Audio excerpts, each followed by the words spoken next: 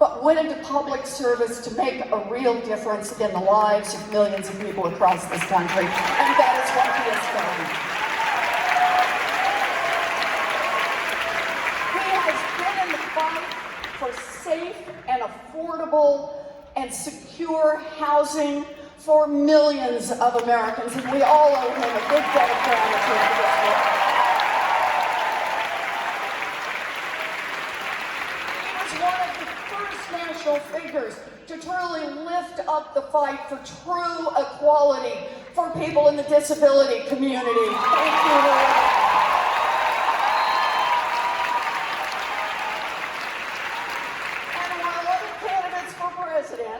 We're nibbling around the edges of, oh yeah, we need to do something for our families.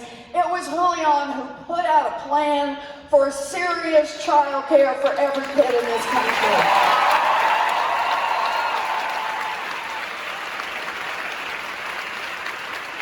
Julian is a man of commitment, and his commitment is about making sure that the people who have been ignored and the people who have been deliberately left out forever get a voice in our democracy and get a voice in our country.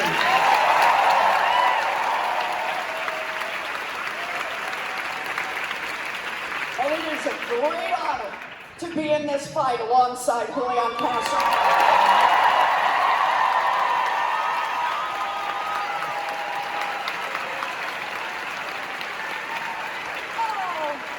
We're going to have some fun tonight.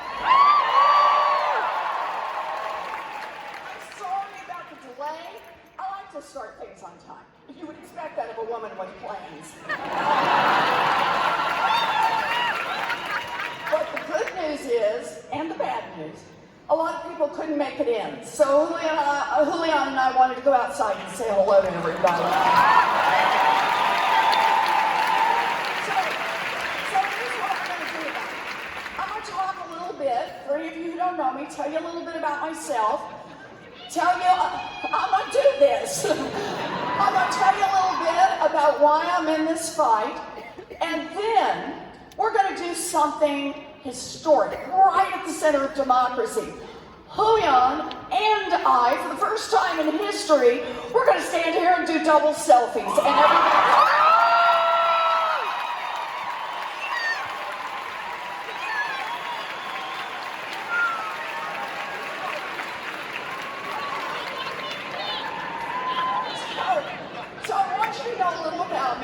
I was born and raised in Oklahoma. Really? That many Okies in the room? A few? Okay, I believe you. I am what used to be called a late in life baby. My mother always just called me the surprise. I have 3 older brothers. They're all back in Oklahoma now, they're all retired, and they are to this day referred to collectively as the boys. That's to distinguish them from the surprise. Now, when my 3 brothers and I were growing up, our daddy had a lot of different jobs. He sold paint, he sold carpet, he sold fencing, he sold housewares. Ultimately, he ended up as janitor. My mom worked a minimum wage job at Sears. All 3 of my brothers, as I mentioned earlier, went off to the military. It was their chance to serve and a path to America's middle class. Now, me, I have had the same dream for what I wanted to be since 2nd grade. You may laugh in the back. You didn't decide till what, like 4th grade? 5th grade up in the balcony. I can tell. I know what I wanted to be since 2nd grade, and I've never varied from this. I wanted to be a public school teacher. Can we hear it?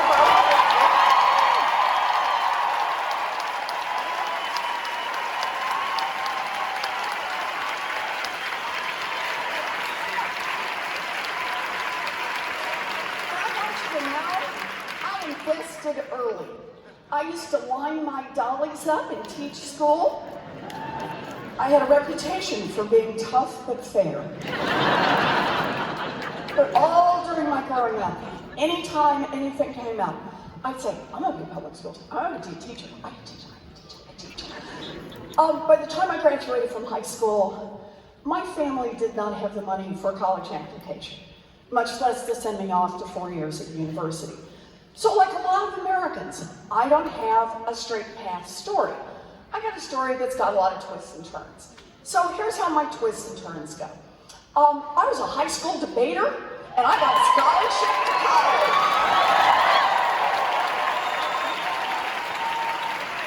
Let's hear it for the nerds.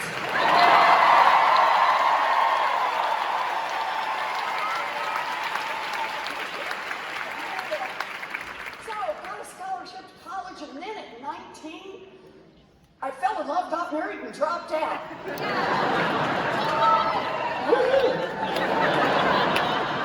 Now look, a good life, it's one I chose, but I thought it meant I'd given up the dream, that I was never going to have the chance to be a public school teacher. And so we're living outside Houston, and then I found it. A commuter college, 45 minutes away, that cost $50 a semester. And for a price I could pay for on a part-time waitressing job, I finished my 4-year diploma. I became a special education teacher. So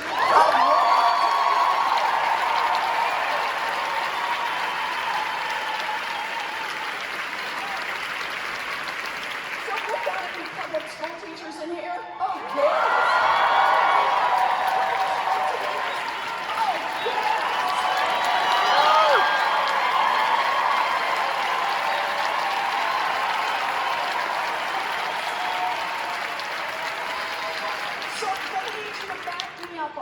I need you to back me up on this. It is not a job, it is a calling. I had 4 to 6-year-olds in special ed, and I loved my babies. I loved the work. I still remember things we worked on together.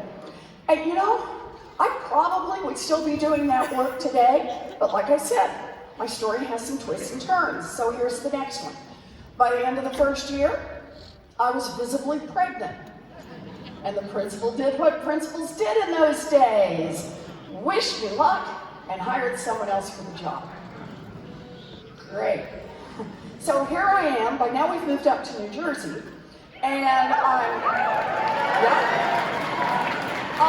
got a baby, can't get a job, and I just gotta tell you, I gotta do something. I gotta do something. I know I will go to law school. Yeah. Found a state law school, cost $450 a semester. Baby on hip. I went off, did 3 years in law school, graduated, visibly pregnant. You will discover a pattern to these stories. Took the bar, passed the bar, and practiced law for 45 minutes.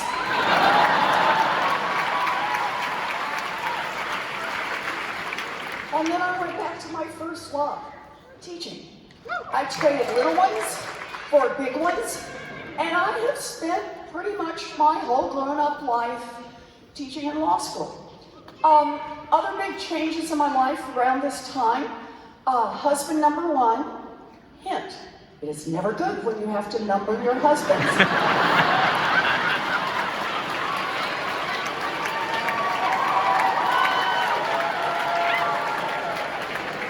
I've heard that sound. Husband number 1 and I parted ways, but I found Bruce, he's a good one, and I hung on to him.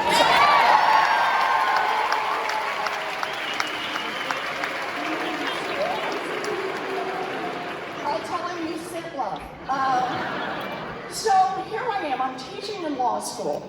And, look, I don't know if it's because I grew up in a family that was kind of watching every nickel, but boy, I taught the money courses.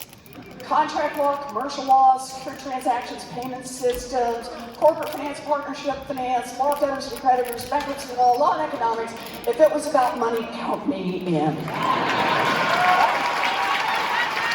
But there was always one central question that I worked on, and that is, what's happening to working families in America?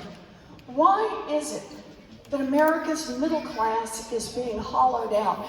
And why is it that people who work every bit as hard as my mom and dad worked 2 generations ago, today find the path so much rockier and so much steeper? And for people of color, even rockier and even steeper.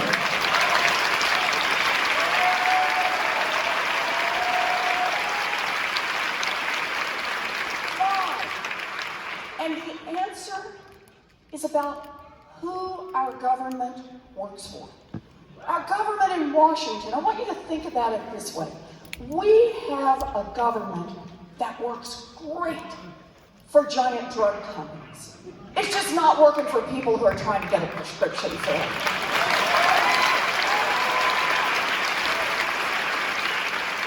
We have a government that works great for people who want to make money by investing in private prisons and private detention centers at our borders, just not for the human beings whose lives are torn apart by those places.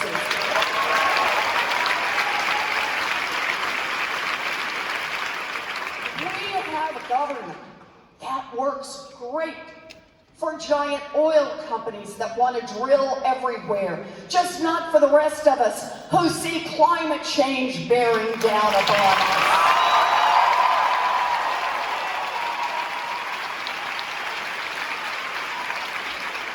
And when you see a government that works great for those with money and doesn't work so great for much of anyone else, that is corruption, pure and simple, and we need to call it out for what it is.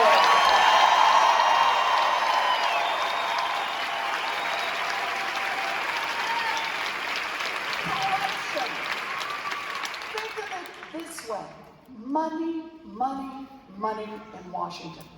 Campaign contributions, oh yeah, but also the lobbyists, the lawyers, the PR firms, the bought and paid for experts, the tilted think tanks, all to try to influence the decision makers.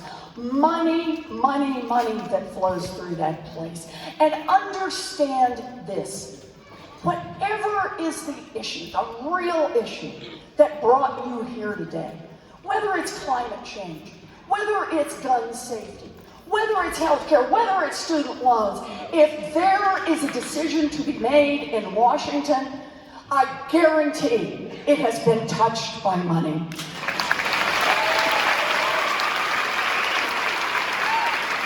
has been influenced by money. It has been shaped by money. It has had exceptions created by money. And here's the thing. If we want to fix this, you can't just nibble around the edges a little. You can't make little tiny bits. We need big structural change.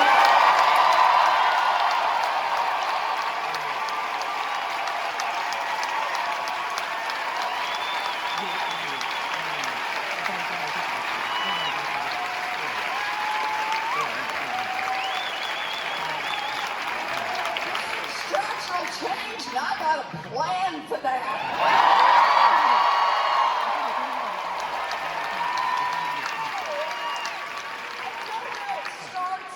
It starts by attacking the corruption head on.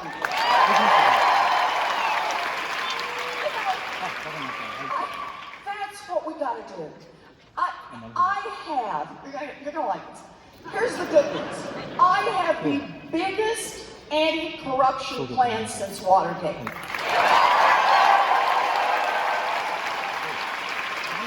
Here's the bad news. We need the biggest anti-corruption plan since Watergate. So it's a big plan. So let me just give you some samples. Just a little sample out, okay? Let's start with end lobbying as we know it.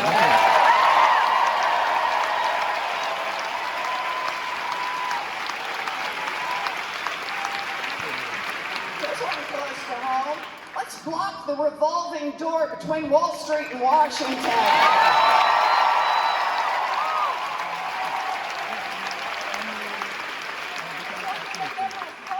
But boy, it matters. Let's make the United States Supreme Court follow basic rules of ethics.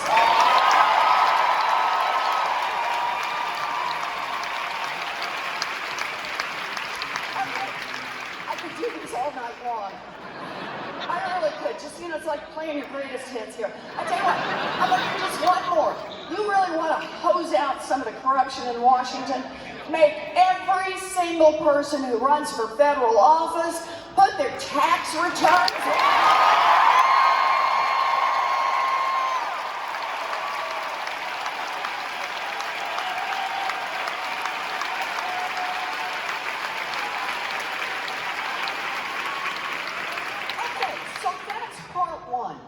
Attack the corruption head on.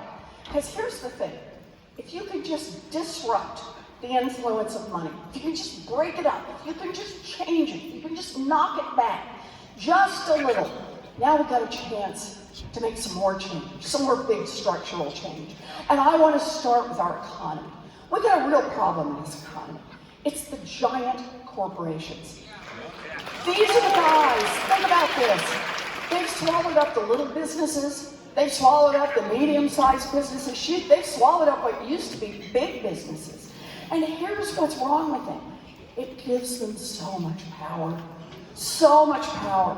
Power over their employees, power over their customers, power over their communities, and power in Washington, D.C. Let's be blunt. It is time for a president with the courage to enforce our antitrust laws and break these laws.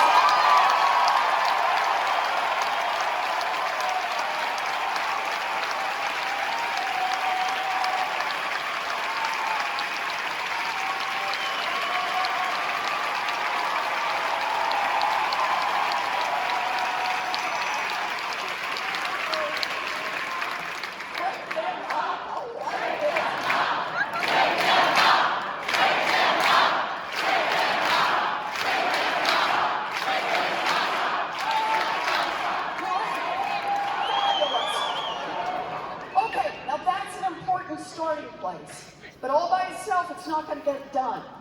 Because that helps us break up the power of the big corporations. But you want real balance in an economic system. You've got to have more power in the hands of workers. That means make it easier to join a union and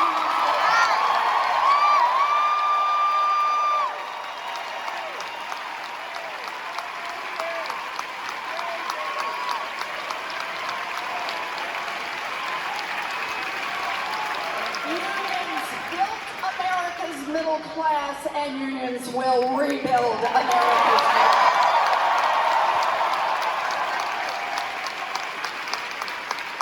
So that's part of the structural change in this economy. Let's do one more. It is time for a wealth tax in America.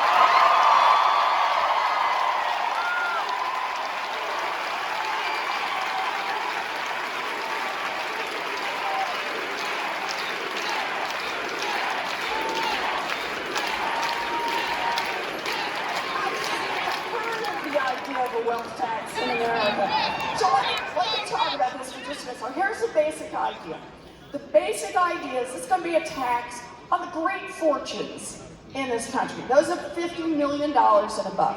Or to say this another way, your first $50 million is free and clear. This guy in the back room. This woman is not totally unreasonable. Okay. First $50 million is free and clear. But your 50 millionth and first dollar, you got to pitch in 2 cents. And 2 cents on every dollar over that, you hit $1 billion and you got to pitch in a few pennies more. And here's the thing, just so everybody gets this. Anybody in here own a home or grow up in a house where there were homeowners? Yeah. You've been paying a wealth tax forever. It's just called a property tax. And all I want to do that's different is I just want to say, for the top 1/10 of 1%, the property tax, the wealth tax, should be the real estate, but also the stock portfolio, the diamonds, the Rembrandt, the yacht.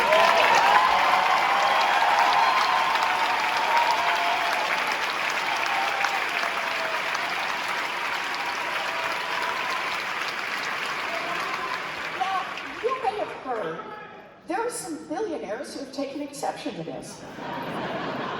Go on TV and cry. So sad. Other billionaires have been moved to run for president. I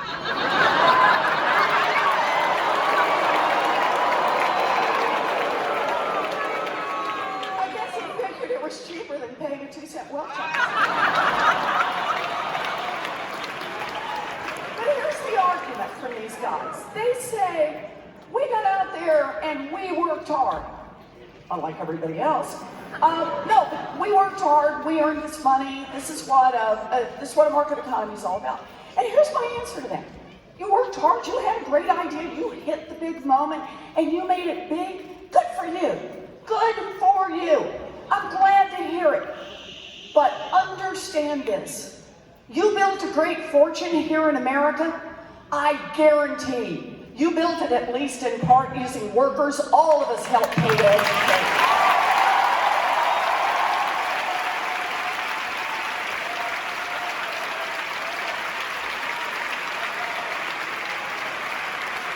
You built it at least in part. Getting your goods to market on roads and bridges all of us helped pay to build.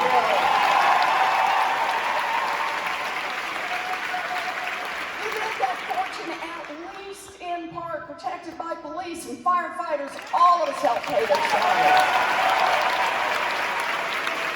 Here's the thing. We're glad to do it. We're Americans. We want to invest in opportunity for everybody. All we're saying is if you make it big, I mean really big, I mean top 1/10 of 1% big, pitch in 2 cents so everybody else gets a check.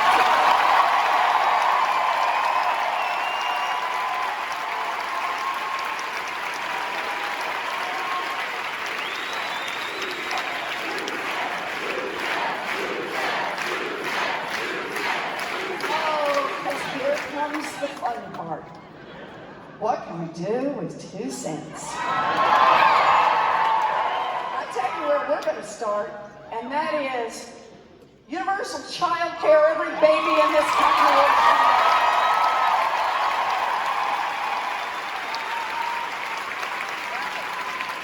universal pre-K for every 3-year-old and 4-year-old in America.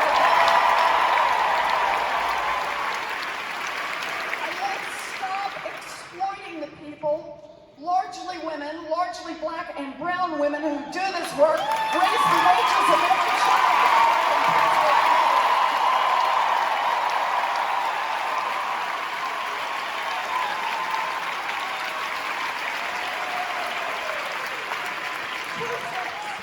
And we can make certain that every baby in this country has access to early childhood education, that every mama and daddy can finish their own education, can take a job, can build a real future. That's what we can do.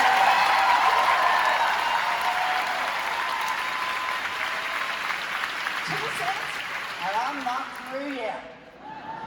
What else can we do on that same 2 cents? And the answer is we can make an historic federal investment of $800 billion in our public K-12 schools. And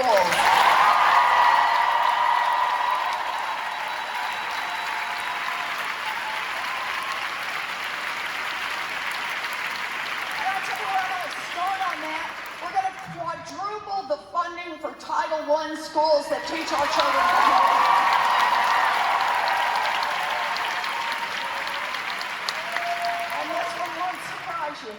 From a special ed teacher. We're going to do, for the first time in America, fully fund IDEA so every child with a disability gets the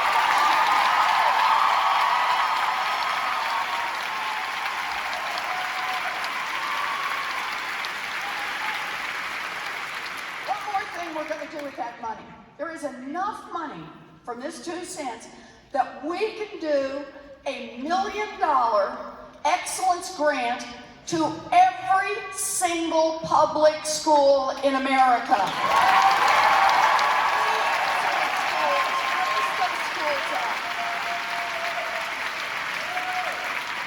Think what that would mean. So 2 cents. We can do all of that for our babies. We can do all of that for K-12. And we can provide universal tuition-free technical school, 2-year college, 4-year college for everyone who wants to educate.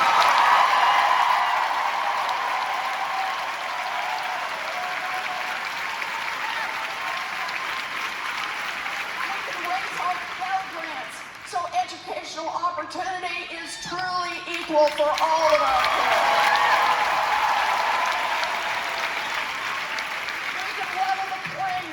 And put $50 billion into our historically black colleges in New York.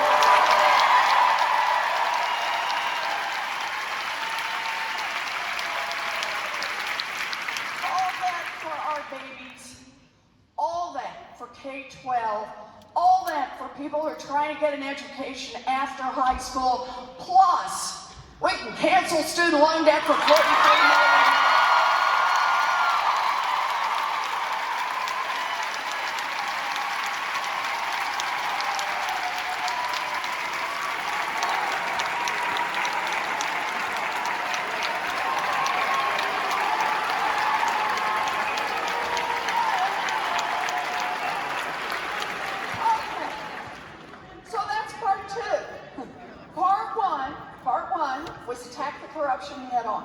That's what opens up the possibility.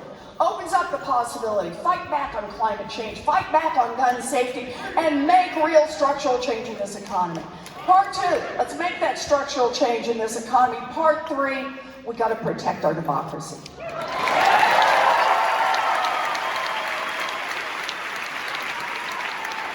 tell you what I want. I want to see a constitutional amendment to protect the right of every American citizen to vote and to get that vote counted.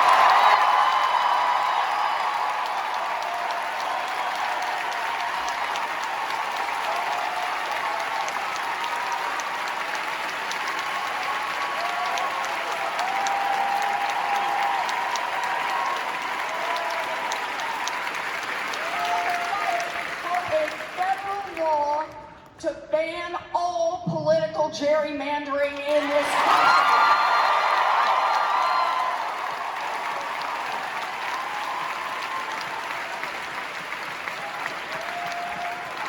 Federal law to roll back every racist voter suppression law in America.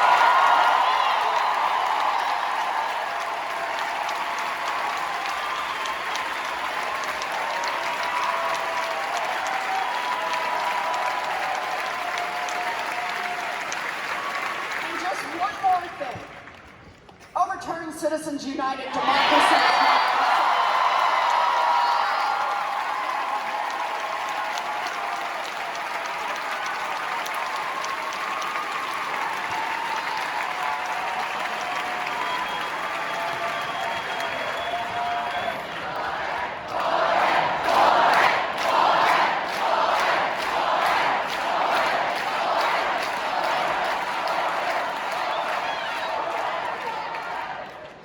Want 3 things. Attack the corruption head on so we can make the changes we need to make. Make some structural change in this economy and protect our democracy. Because this is how we make certain that this government isn't just working for a handful at the top. This is about how we make certain that this government hears every voice and counts every vote. That's the America we're going to be.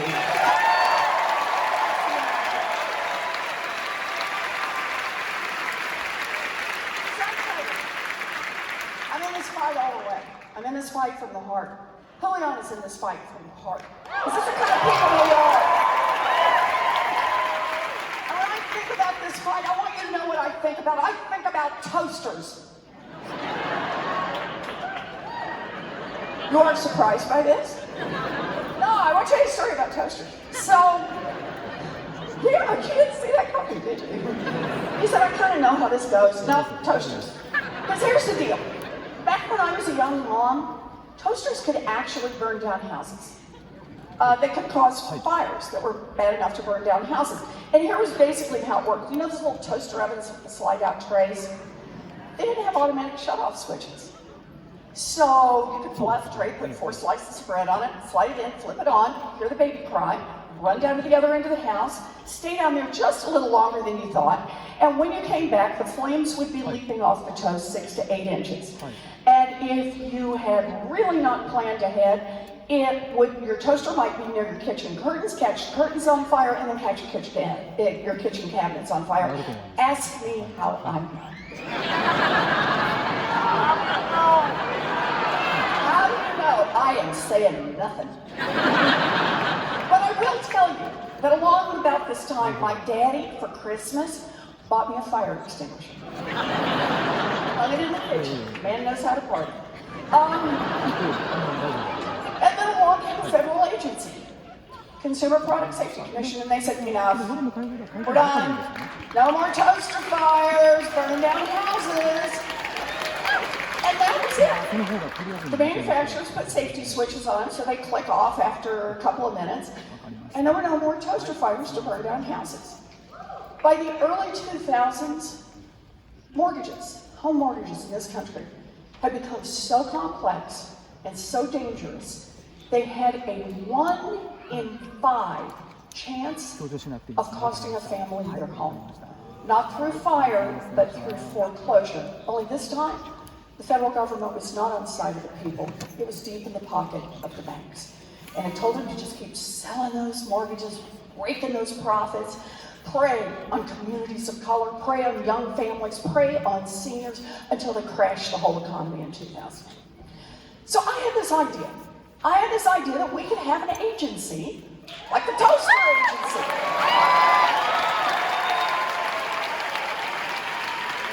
And this agency would basically say, hey look, banks, you don't get to boost your profits by cheating people on mortgages, credit cards, payday loans, and student loans. So that's the idea. I am not an elected official at this point. So I go down to Washington and basically knock on doors. I go talk to anybody who will talk to me, Democrat, Republican, and make my pitch for this agency. And what I began to discover over time is that as people listen to it, I'm getting the same 2 answers from almost everybody. First answer is, that's actually a good idea. You can actually make a real difference, structural change. And second, don't even try. You'll be up against Wall Street, you'll be up against the big banks, you'll be up against all the Republicans, and shoot, you're going to be up against half the Democrats. You can't get it done. I get it. Big structural change is hard. But it was the right thing to do.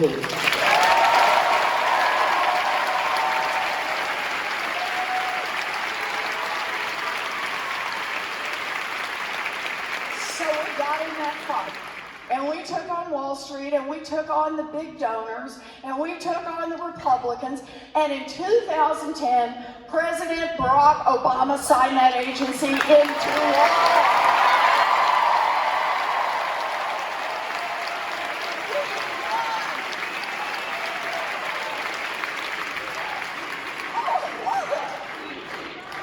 CFPB, the Nerd Squad, I love it. Because here's the thing, you know what that little agency has done? They have forced the banks in this country to return more than $12 billion directly to people they cheated. We can make government work for the people. So, what did I learn from this? Here's what I learned. I learned that even if the big money is against it, even if the big donors are against it, even if powerful people are against it, we need big ideas to solve the big problems in this country. We need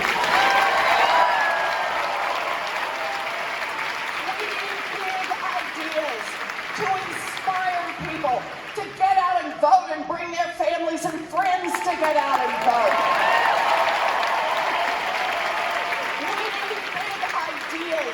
To tell the world, who and what Democrats will fight for. We need big ideas to take back the Senate and put Mitch McConnell out of a job.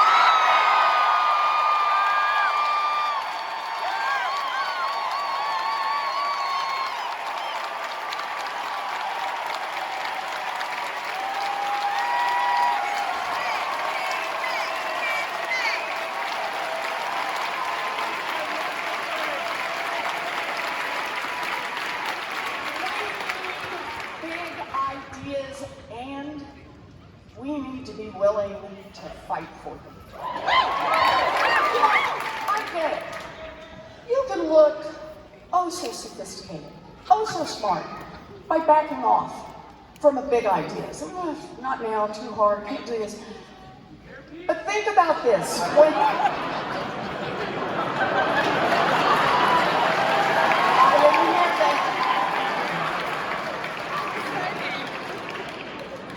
Here's the thing, you can back off from big ideas, but when we give up on big ideas, we give up on the people whose lives would have been touched by those ideas. And those people are already in a fight. People struggling to pay their medical bills are already in a fight. People getting crushed by student loans are already in a fight. People getting stopped by the police or denied their right to vote because of the color of their skin are already in a fight.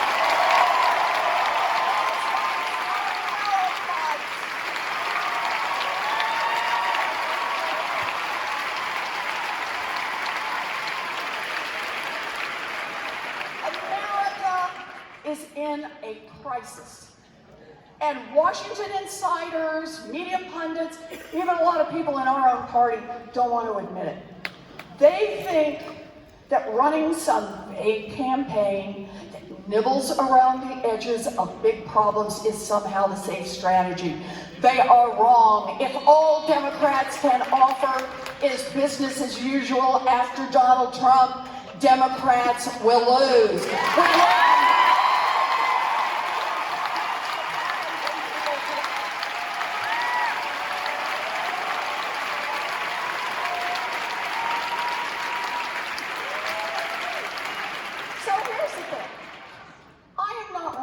Campaign that has been shaped by consultants. I am not putting forward proposals that have been carefully crafted not to offend big donors. I passed that stop sign a long time ago. I'm running a campaign based on a lifetime of fighting for working families. I am running a campaign from the heart. And here's the reason why. I believe that 2020 is our moment in history.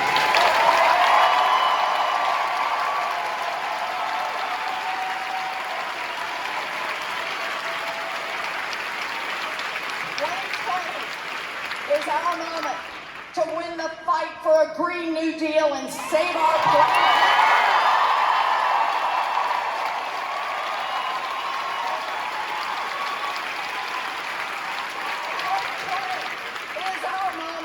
To win the fight for Medicare for all and save our family.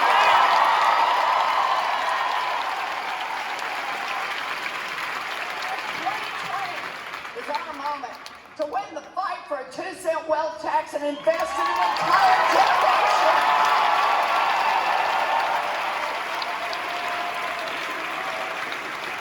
If you believe that 2020 is our moment in history, then I'm asking you this. Get in this fight. Go to ElizabethWarren.com, pitch it $5, volunteer an hour, take on some phone banking or door knocking, but get in this fight because this moment in history will not come back again.